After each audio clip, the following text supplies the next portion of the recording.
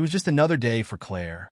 Another monotonous, grueling day that blended into the others, like ink bleeding through paper. She walked home from her office, the sky a dull gray rain, spitting lightly on her coat. Her mind wandered, heavy with thoughts of nothing in particular, a blur of work, exhaustion, and the feeling of being stuck. As she rounded the last corner toward her apartment building, something strange happened. The world around her seemed to shimmer, like the air was bending. She stopped in her tracks, confused. The sky flickered, a glitch in reality, before everything snapped back into place. She shook her head, thinking it was just fatigue playing tricks on her. But when Claire reached her door and fumbled with her keys, she felt it again, the world, slipping like she was on the edge of something dangerous. She pushed open the door and stepped inside, her fingers trembling. The apartment was exactly as she'd left it, dimly lit, slightly cluttered. She tossed her coat on the couch and went to the kitchen. That's when she heard it, a faint scratching noise. Claire froze. The sound was coming from behind her. Slowly, she turned and found the front. Door locked, now covered in long, thin scratches, as if something or someone had been trying to claw its way inside. Her heart pounded in her chest.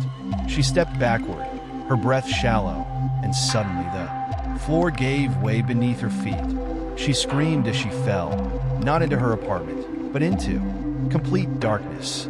The air was heavy and cold, and she could hear whispers, indistinct and taunting, around her. And then she was awake.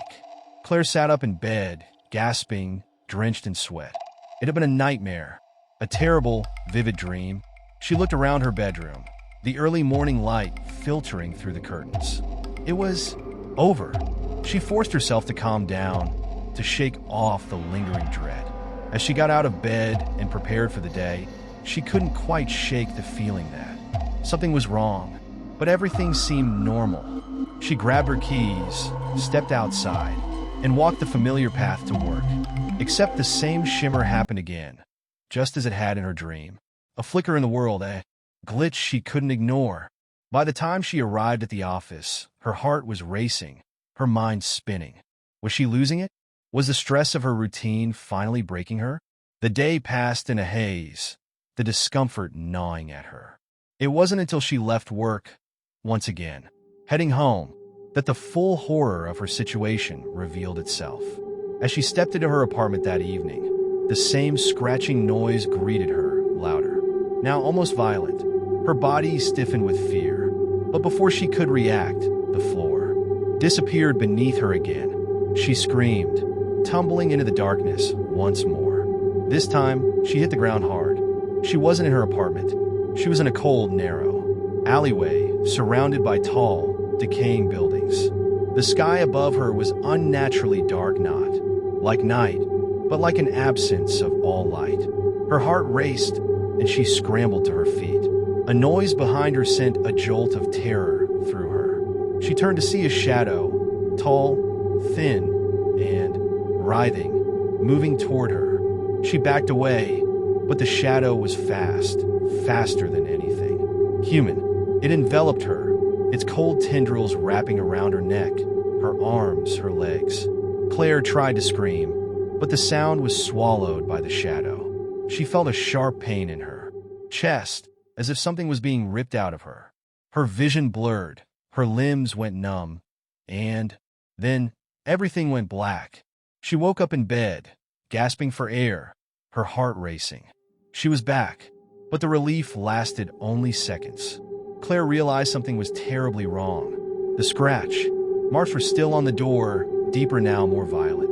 And she remembered the alley, the shadow, the pain. It wasn't a dream. She had died, and now she was back. The next day, it happened again. Claire tried to escape, to stay home, to change, something, anything, but the pattern repeated.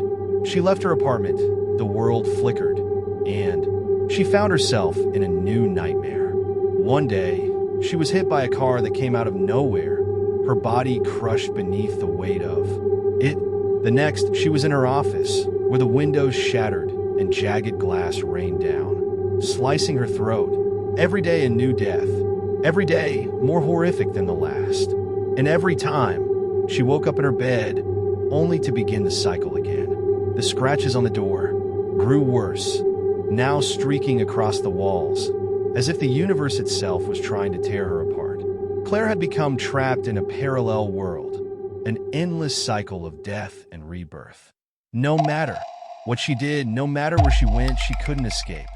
She was living in her own personal hell. And the worst part, she wasn't sure if she had ever really left it.